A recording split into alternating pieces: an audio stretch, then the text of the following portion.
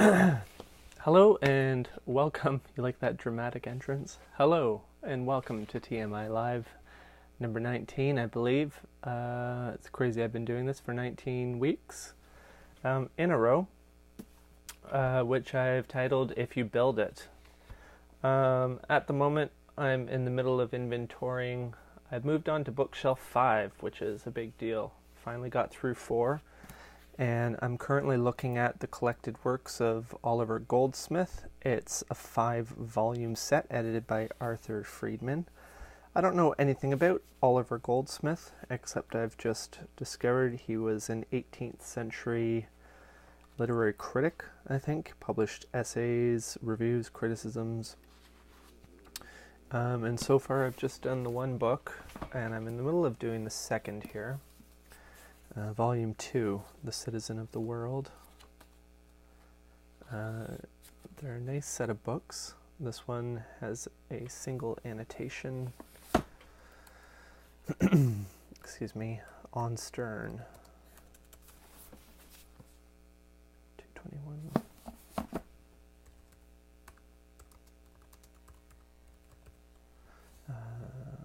Okay.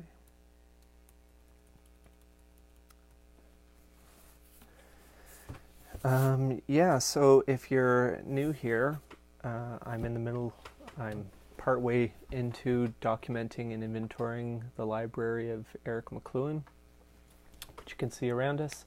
It's about 6,000 volumes, and this is the second such inventory I've done. The first was of Marshall McLuhan's library. That was almost 10 years ago now, and it was a similar library, but as I've been discovering, I guess I'm not surprised. There are parts where the libraries are similar and parts where this is a separate library, and that makes sense because although Eric was, I would say, Marshall's #1 student, he had his own interests and followed his own nose, so there are other things. Because I'm fairly familiar with Marshall's library, I can see places where the libraries differ, which is kind of cool. I have to apologize. I'm just on the verge of a throat sickness, so my voice is weird. But I also went to a concert Sunday night, and I think my voice also is suffering a little bit from that. So sorry, not sorry. There are a couple things I wanted to mention. First, the title of this is ode to the Kevin Costner film Field of Dreams, known for the line, "If you build it, they will come." And I'd like to pause for a second and remember my father, Eric McLuhan, who died a year ago this past Saturday while we were together in Colombia. And it's been a hard year. It was a hard week last week. And this friend of mine, Philip, from down in Windsor, sent me a package which arrived on Friday, and he writes, "Dear Andrew, please accept these gifts as a contribution to the McLuhan Institute. Thank you for throwing nothing lovely away and your courage to dream out loud during what must have been an incredibly difficult year." And then he sent some materials from an exhibit, Marshall McLuhan in the Arts, at the University of Windsor for March of this year, which I didn't get to see, but Baruch, if you're there, was part of this, as were various other people. Michael Derrick, hey Michael, Graham Larkin, hey Graham, I don't think Graham's on Facebook, and various other people. So I would have liked to have seen this, but I didn't get a chance to get down there, so oh well. Thank you, Philip, for those things. This past week I came across an article Marshall wrote. I'd been looking through the file, our McLuhan Institute file, that my dad compiled from 1970. We have by year a filing cabinet full of everything, pretty much complete, that Marshall ever wrote, copies of, if not originals. And I was flipping through it, and I found this item, "Education in the Electronic Age." which was originally a speech delivered 1967 to the Provincial Committee on the Aims and Objectives of Education in the Schools of Ontario. Sounds thrilling. Now, I posted a quote on the Facebook page and also on the Marshall McLuhan Facebook page because it really is a remarkable piece. And as soon as I have a few hours to sit down and figure it out, I will be adding a section onto the McLuhaninstitute.com where I will hopefully be able to post things like this article in its entirety.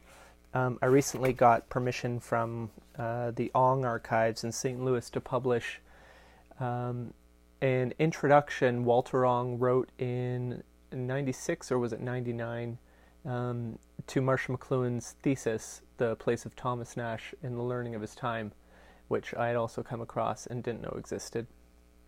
Anyway, they were very generous to allow me to publish it. So once I get that going on the website and figure it out, I'll put that up there. In any case, I'll be posting this, but in the meantime, I'm going to read a section of this because it's amazing. And so, as I said, 1967 was the original speech. In this article, which was published a couple times, the last time it was published was in here, The Best of Times, the Worst of Times, Contemporary Issues in Canadian Education. This is from 71, and it includes this extra little bit, postscript 1971, that Marshall tacked on, I guess, when permission was asked to produce this. And this is a very interesting piece. Forgive me for reading. In the 4 years since making the above observations, I have discovered very many things about media and education. It is now perfectly plain to me that all media are environments.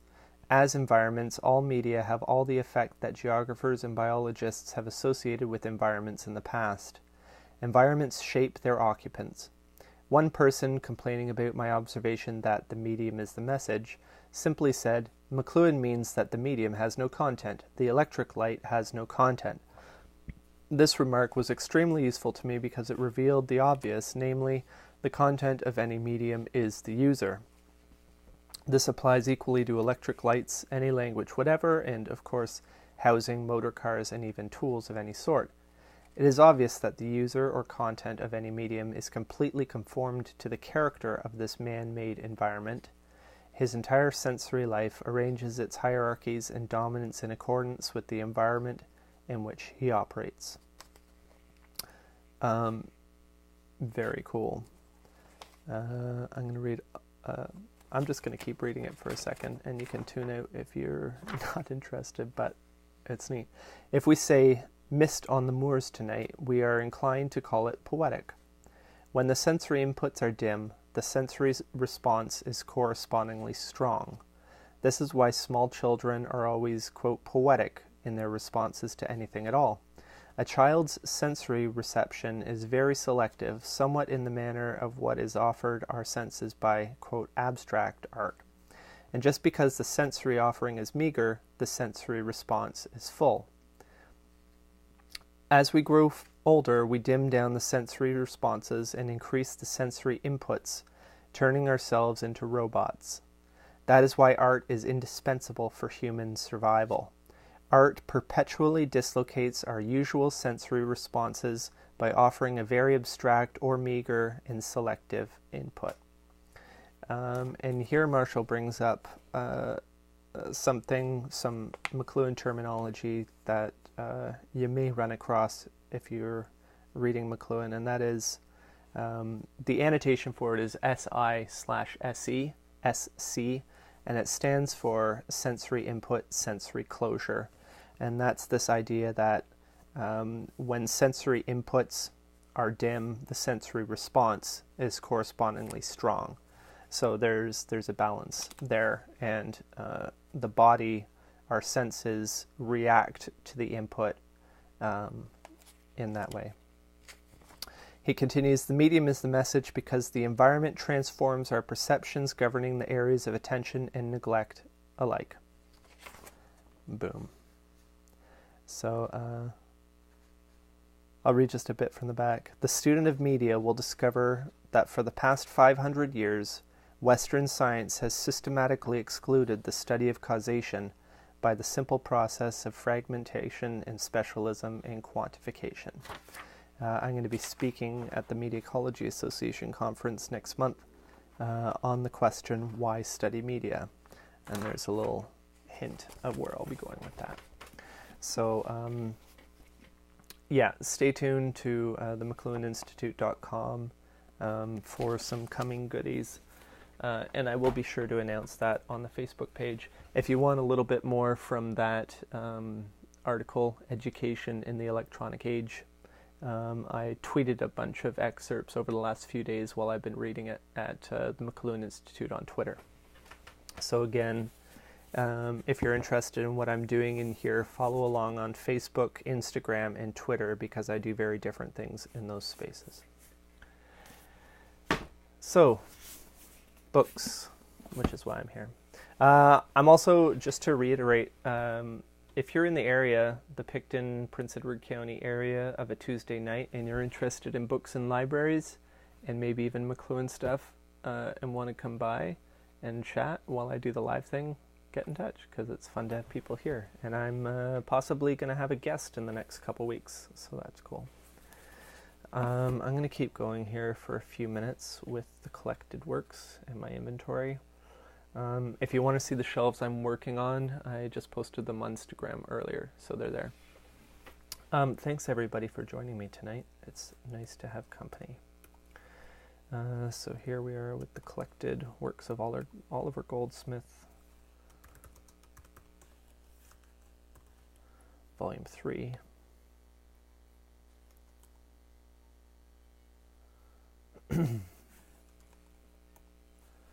Edited by Arthur Friedman.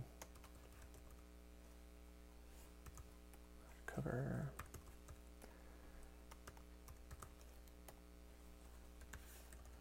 I don't know if I really need to repeat every episode that I do this, exactly what I'm doing, but I will. I'm just making a note of the basic bibliographic data, the title, the author or editor, the condition of the book, the press, and I'm also making a note, more importantly, of if Eric has put his name in it, which he's not in this case, and then annotations he may have made, which he made a note about Stern in the last one, but not so much this one.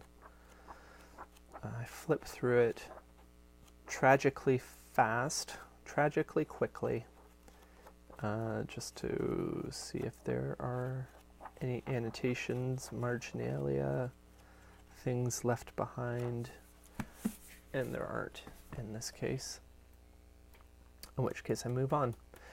In the first book, there was a bookmark in here, which gave me a little hint on what Dad was up to, and it's, if you were in around the University of Toronto, sorry, it's backwards, in the 70s, you'll know what this is. It's a book slip. Student, date due, July 13th, 1976.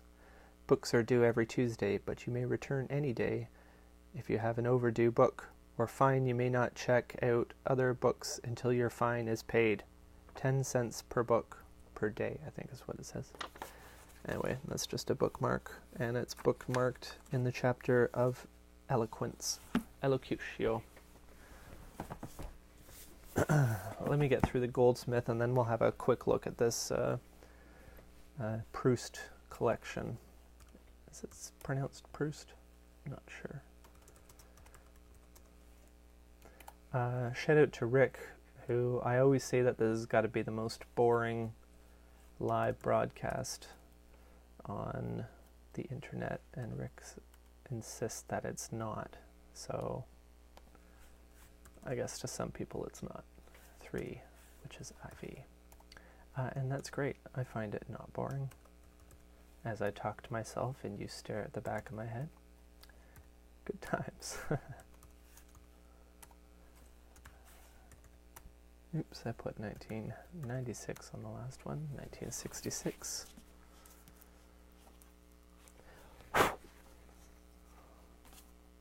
there's a bookmark in this one.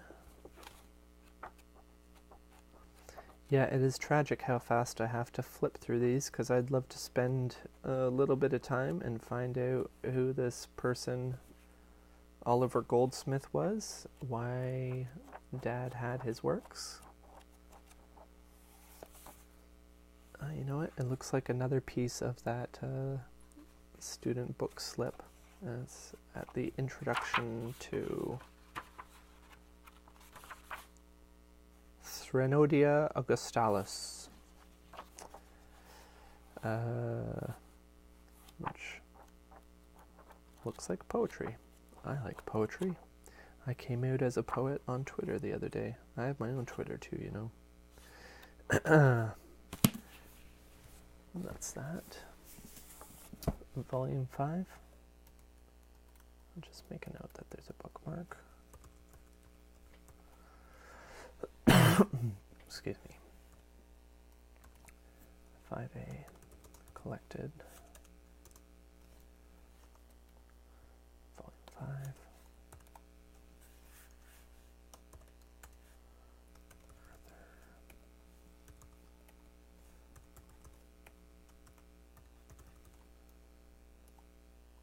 You can't hear it, but I've got the radio tuned to Classical 96 Toronto, which is what Dad liked to listen to, and I've gotten into the habit of it myself. It's kind of soothing. I like to play it for the building, for the books. I've mentioned before that this building is not exactly inert, neither are its contents.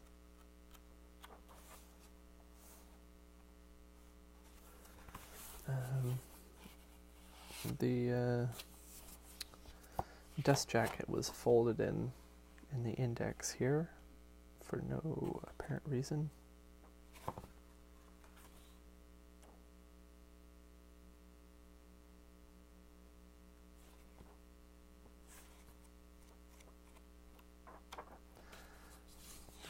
But I'll leave it where it was there.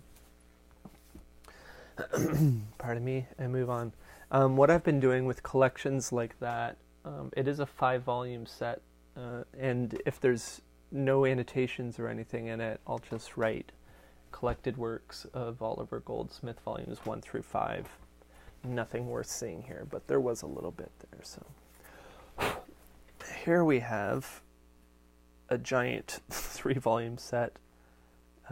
Remembrance of Things Past, the definitive French Pléiade edition, translated by C.K. Scott and Terence Kilmartin, in 3 volumes.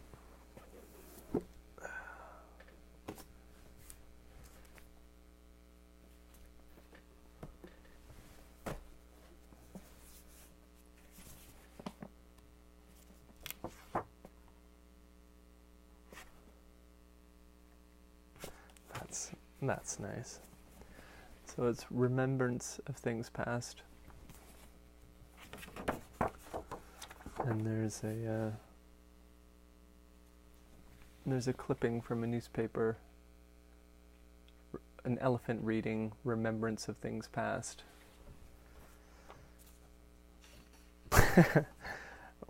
Which is a bit of a non sequitur. Maybe it's a comment on the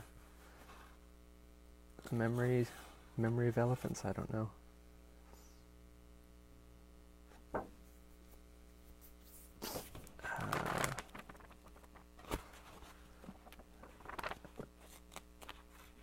A little underlining here inside the cover. It says the Pléiade edition contains material not underlined available to C.K. Scott Moncrief, and this, together with an extensive revision by Terence Kilmartin of the original English translation, is incorporated in the present 3-volume edition.